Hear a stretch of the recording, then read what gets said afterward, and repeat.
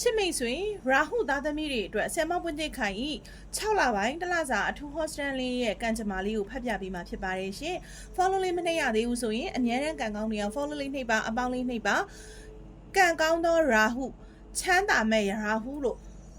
comment လေးရေးခဲ့ပေးပါအောင်ရှင်ချစ်မိတ်ဆွေရာဟုသားသမီးရဲ့ကံကြမ္မာကတော့အစိုးရနေပြီးတော့အကောင်းပေါ့နော်အကောင်းဖြစ်နေတဲ့သူတွေကလည်းအဆိုးဆိုသလိုမျိုးဇောက်ထိုးမိုးမြော်ကံကြမ္မာအနေထားကိုရောက်ရှိသွားတတ်တယ်ဆိုလိုတဲ့သဘောတရားကတော့အခု6လပိုင်းမှာပေါ့နော်အရင်တုန်းကကံအရန်ဆိုးနေတဲ့သူတွေကအခုကာလမှာပေါ့နော်ဖျားတရားလေးတွေလည်းမများလုံးမယ်စိတ်ကောင်းစေနာကောင်းလေးတွေလည်းပို့ထားမယ်ဆိုလို့ရှိရင်တော့ပိုကောင်းမွန်တဲ့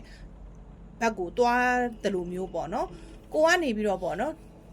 အပျော်ပါးတွေအချိန်ဖြုံးတာတွေများနေမယ်စိတ်ကိုအလိုလိုက်မယ်ဆိုလို့ရှိရင်တော့အစိုးဘက်ကိုအာသာတက်တယ်ဆိုတဲ့သဘောမျိုးလေးဖြစ်ပါတယ်ရှင့်စီးပွားရေးအတွက်တော်တော်ကိုညံ့ခိုက်နေတဲ့အချိန်ခါလို့ပြောလို့ရပါတယ်အလောက်အကင်အတွက်တိုးချဲ့မယ်ဆိုလို့ရှိရင်လည်းမကောင်းဆုံးအချိန်လို့ပဲရာဟုသားသမီးတွေကိုအာနာနာနဲ့ဟောပြရစီရှင့်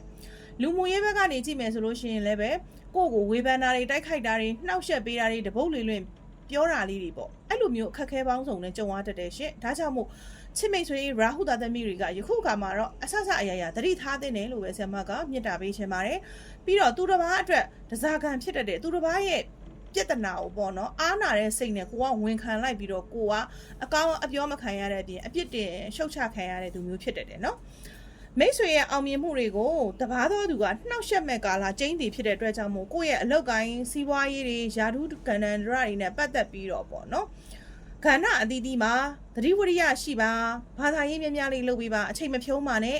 ကုသိုလ်ကောင်းမှုလေးတွေရတရားလေးတွေကိုဖိဖိစစ်စစ်လေးခြေဖို့လိုပါတယ်ကို့မှာဆရာကောင်းသမားကောင်းရှိတယ်ဆိုလို့ရှိရင်လည်းပဲကာဇာတာအသေးစိတ်စစ်ဆေးတာလေးပေါ့နော်ဒါလေးကိုပြုလုပ်ပြီးတော့ကိုယ့်ရဲ့ဆိုင်ရာပိုင်ရာအဆက်အနွယ်အဆောက်အအုံတွေရှိမှာလှူဒန်းကုသိုလ်လေးတွေပြုလုပ်တင်နေနော်